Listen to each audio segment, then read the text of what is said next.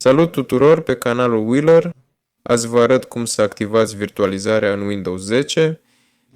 Scrieți Control Panel, alegeți iconițe mici, mergeți la programe și componente, apoi click pe activare sau dezactivare componente Windows.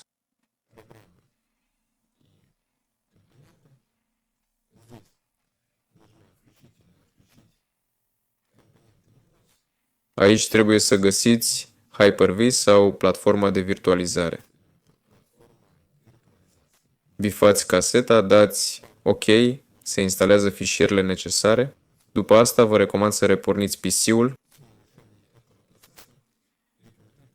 Dacă nu aveți folderul Hyper-V, puteți încerca să-l activați din BIOS sau verificați dacă procesorul suportă virtualizare.